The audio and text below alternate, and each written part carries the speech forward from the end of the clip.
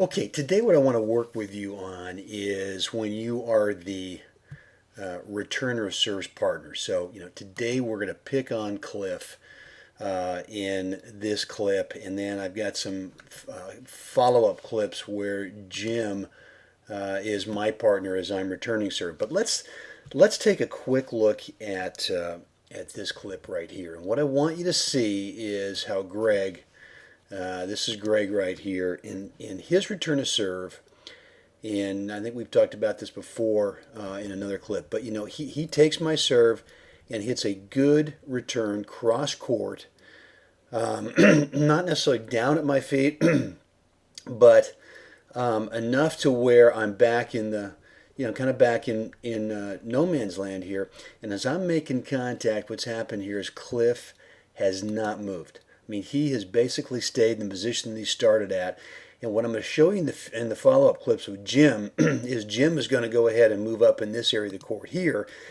And what that does visually for me is it really kind of narrows down where I can hit the ball. And, so what we're going to look at here is now I've got a big lane to hit into. And, Greg is really in sort of a tough position here because Jim has now moved up in the court and kind of pinched off the middle and really forced a low shot because of where Jim's presence is and knowing that I'm starting to move in.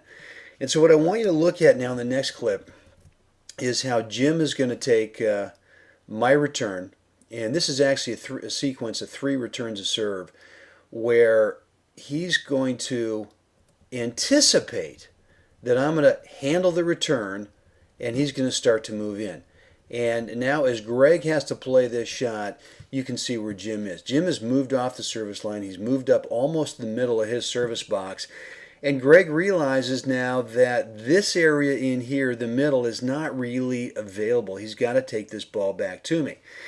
And so what happens is he does take it back to me, and I'm going to play a low volley. And what does Jim do? Jim's already anticipating that I'm not going to pop it up, that I'm going to go ahead and handle this ball.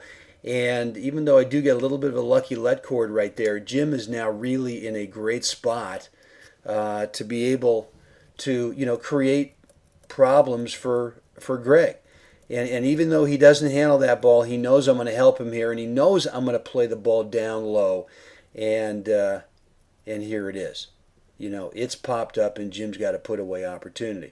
I want to back this clip up a little bit and I want to show you what in Cliff, I love you, man, but what I want to show you is what happens here during the point, and I'm going to go ahead and just get it back here to the start. And what I want you to see here is Cliff's movement starts there, good, and now as the point develops, Cliff is going to back up more and more as the point goes on. And now as I've got this ball right here, I've got so many options. I've got the alley, I've got down here at Greg's feet, I've got in between these two guys. I've now got to be able to go down at Cliff's feet, or I could go over here to the alley. So if Cliff maintains this position, things are a lot different. And I'm just trying to point out the difference between court positioning when your partner has the ball. All right, now let's take it to this next clip, which is going to be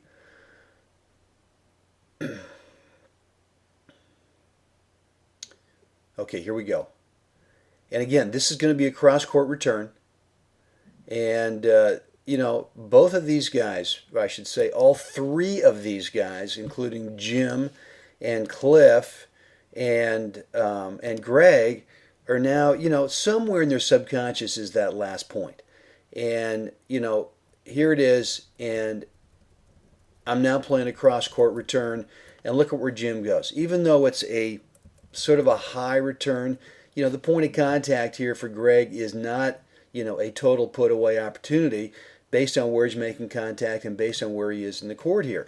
And because of Jim's court presence up there, Greg is really forced to go cross court. So, and it could be that just Jim's presence forces that kind of unforced error out of Greg. So, and we worked on this clip last week. Now, here's the next one where we've now gone into, 2 cross-court returns to serve for me. Jim has moved up, and he's now, and this is actually a second serve return. You've seen this one already. But Jim's already, you can see him, he's already started racing forward to the net. He's anticipating that I'm going to do what? That I'm going cross court. And what is everyone else anticipating? That I'm going cross court. Well, this is where we throw up that lob. And so, we don't need to complete this point, but the point I want to make here to you is the value of the returner serves partner always having good court position, not hanging out here around the service line all day long.